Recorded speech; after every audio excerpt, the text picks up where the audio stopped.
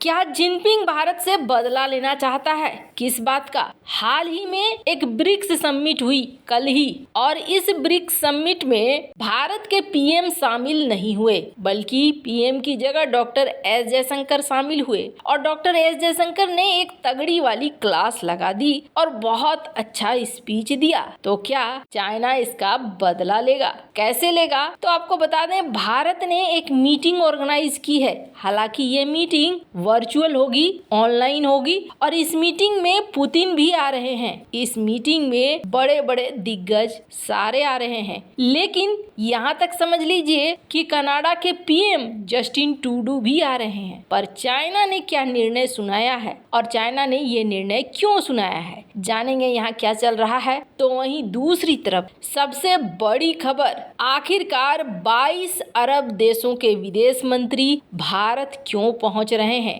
जानेंगे जियोपॉलिटिक्स में क्या कुछ चल रहा है, जानने को आपको बहुत कुछ मिलेगा। आइए जानते हैं इन खबरों को विस्तार से। दक्षिण अफ्रीका के राष्ट्रपति ने अचानक से एक एक्स्ट्रा ऑर्डिनरी मीटिंग बुलाई थी, और ये मीटिंग थी ब्रिक्स की। हालांकि ब्रिक्स एक ऐसी संस्था है जहां इकोनॉमी से रिलेटेड बातें होती हैं, पर फिर भी ये मीटिंग बुलाई गई और इस मीटिंग में सारे दिग्गज शामिल हुए। पुतिन भी शामिल हुए, शी जिनपिंग भी शामिल हुए, ब्राजील के लूला भी शामिल हुए। सारे यहाँ पर शामिल हुए, बड़े बड़े सऊदी अरब के प्रिंस भी शामिल हुए। यानी कि ब्रिक्स मीटिंग को लेकर ये बहुत ही ज्यादा आक्रामक दिखे भी। और इस मीटिंग में भारत के पीएम नहीं थे, भारत के पीएम की जगह डॉक्टर एस जयशंकर थे। अब क्या है कि भारत एक वर्चुअल मीटिंग कर रहा है, और ये मीटिंग दो खास मुद्दों पर की जा रही है। मीटिंग किसकी है? तो इस साल का चेयर भारत के पास है G20 का। तो G20 की एक मीटिंग बुलाई है भारत ने, और ये मीटिंग भारत ने दो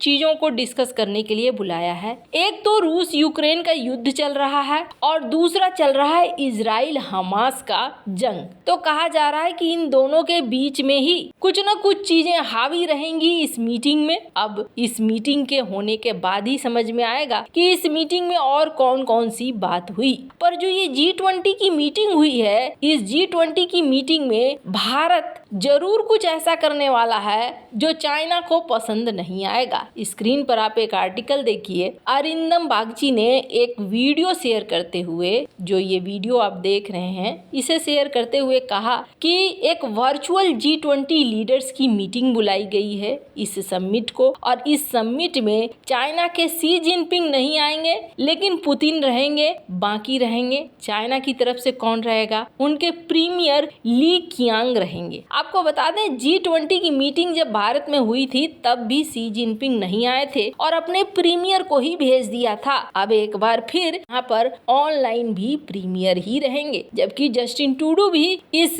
मीटिंग में शामिल होंगे। वैसे आपको बता दें, इजराइल हमास कॉन्फ्लिक्ट और उसका जो इकोनॉमी पे असर है, उसको लेकर कहा जा रहा है इस मीटिंग में डिस्कस होगा। चूंकि G20 एक इकोनॉमिक फोरम है, इसलिए यहाँ पर इकोनॉमी पर क्या असर पड़ रहा है उसको लेकर पीएम मोदी के द्वारा इस मीटिंग को बुलाया गया है। अब देखना होगा कि इस मीटिंग में क्या क्या चीजें होती हैं, और आपको बहुत कुछ जानने को मिलेगा। आज ये मीटिंग होने वाली है, अब इसके बाद जो रिजल्ट आएगा वो आपको अगले वीडियो में जरूर मिलेगा। खैर, जहां एक तरफ ये सब कुछ हो रहा है, वहीं एक और बहुत बड़ी खबर आ रही है, और ये खबर बहुत ज्यादा महत्वपूर्ण है। इसलिए महत्वपूर्ण है क्योंकि ग्लोबल साउथ में अगर आपको टॉप पे रहना है तो आपको चाइना को काउंटर करना होगा। हुआ क्या था, अभी हाल फिलहाल में अरब इस्लामिक देशों के विदेश मंत्री ये पहुंचे थे चाइना, और ये तस्वीरें उस समय जारी हुई थी।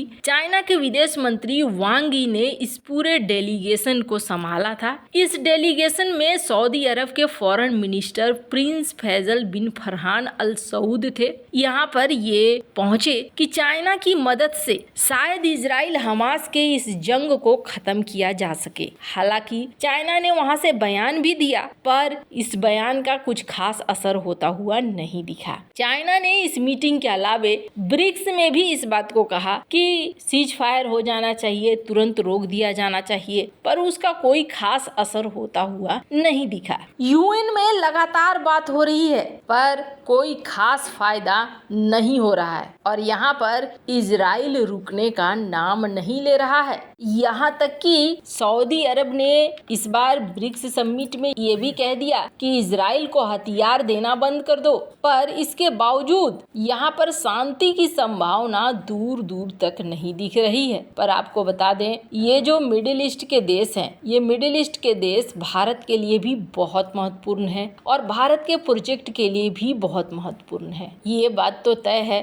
स्क्रीन पर एक आर्टिकल देखिए। अरब की पार्लियामेंट ने इजराइल के खिलाफ अंतर्राष्ट्रीय क्रिमिनल कोर्ट में केस भी कर दिया है। अरब पार्लियामेंट के स्पीकर अब्देल रहमान असौमी ने मंगलवार को कहा कि उन्होंने फाइल कर दिया है एक कंप्लेन अंतर्राष्ट्रीय क्रिमिनल कोर्ट में जिस तरीके से इजराइल कर रहा है। यानी कि अरब देशों का गुस्सा कहीं न कहीं अब इजराइल के ऊपर फूट भी रहा है। और आपको बता दें, सऊदी अरब के लिए भी एक मुश्किल वाली समय बन रही है। आपको बता दें, पुतिन ने भी इस मामले में कहा था कि अमेरिका ने यहाँ पर मिडिल ईस्ट में शांति की सारी संभावनाओं को खत्म कर दिया। अब यहाँ पर देखना होगा कि शांति होगी कैसे। वैसे आपको बता दें, इन सब के बीच में भारत के लिए एक बड़ी खबर आ रही है। इस खबर में कहा जा रहा है कि सऊदी के फॉरेन मिनिस्टर प्रिंस फैजल बिन फरहान अल सऊद एक डेलीगेशन के साथ भारत आ रहे हैं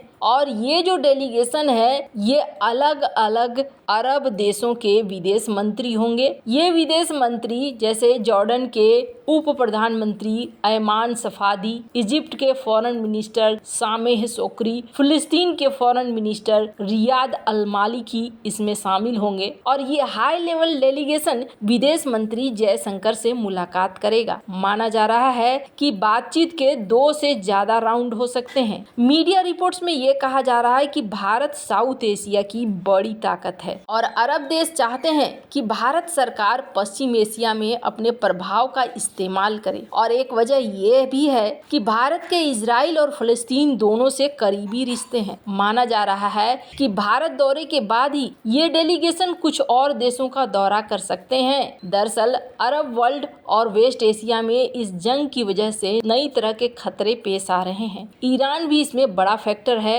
लिहाजा अरब वर्ल्ड की कोशिश है कि इजराइल फिलिस्तीन मसले का कोई ऐसा समाधान निकले जो दोनों पक्षों को स्वीकार हो और जिससे इस क्षेत्र में अमन कायम हो सके। वैसे आपको बता दें, ऐसा नहीं है कि भारत ने समिट नहीं की है। इजराइल हमास जंग के बीच पिछले हफ्ता भारत में वॉइस ऑफ ग्लोबल साउथ की दूसरी समिट वर्चुअली होस्ट की गई। इस दौरान पीएम मोदी ने कहा था कि भारत ने पहले भी 7 अक्टूबर को हुए आतंकी हमले की निंदा की है। हमने हमेशा बातचीत और कूटनीति से मामले सुलझाने पर जोर दिया है। हम इजराइल हमास की लड़ाई में नागरिकों की मौत होने की भी निंदा कर रहे हैं। खैर, अब आने वाले समय में पता चलेगा कि इस मीटिंग में क्या होता है। वैसे इन सब मामले में आपकी क्या राय है, कमेंट कर जरूर बताएं। जल्द मिलते हैं अगले वीडियो में नई खबर के साथ।